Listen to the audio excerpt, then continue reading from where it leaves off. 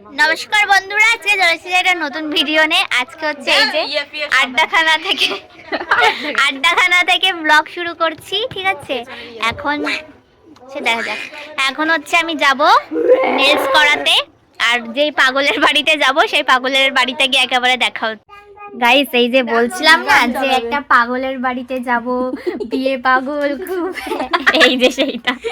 Guys মোটেও না, আমার আজকে নেইল, তাই ওরা এরকম বলছে। না তোরা বল, ও বিয়ের জন্য কত হচ্ছে আনন্দে আছে, খুব আনন্দে আছে, ঠিক আছে? গাইস যখন বিয়েতে যখন পছন্দের মানুষের সাথে হয় না, তখন আপন ইচ্ছে পুরো মনের মধ্যে গিটার টুংটুং করে বাজে। আমি বলেছিলাম তো এই কথাটা, এবার ওর মুখ দিয়ে শুনে নিলে। আর এর বাড়িতে এসেছি, আর এ চা করে খাইয়েছে।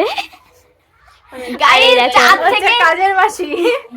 আর সব থেকে বড় কথা হচ্ছে, ওর কাছে কেউ চা খেতে চাইলে মানে চা কম পাবে, দুধ বেশি পাবে।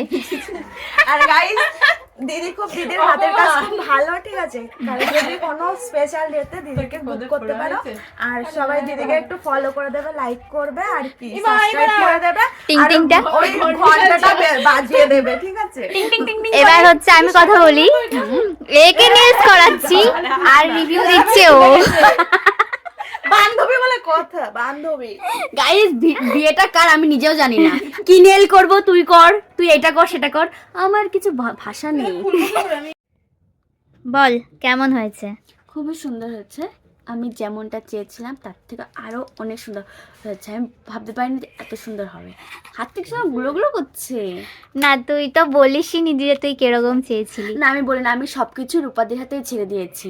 যেহেতু আমার 23 তারিখ বিয়ে, মেহেন্দি সবই আমি রূপাদির কাছে ছেড়ে দিয়েছি, আর নেলটাও আমি ছেড়ে দিয়েছি যে রূপাদি সব তোমার উপরে। রূপাদি ওনার মতো আমাকে করে দিয়েছে, বাট খুব পছন্দ হয়েছে আমার। তো তোমরা যে যে করতে চাও তারা অবশ্যই রূপাদিকে কন্ট্যাক্ট করো। আবার লাইক কমেন্ট শেয়ার সাবস্ক্রাইব সব করো। গাইস আমার লজ্জা লাগে। আর বেলটা টুইং টুইং করে বাজিয়ে দিও। তো হচ্ছে আবার কালকে ভিডিও নিয়ে আসবো। নেক্সট ব্লগ কালকে। কালকে বাউল ব্লগ হবে।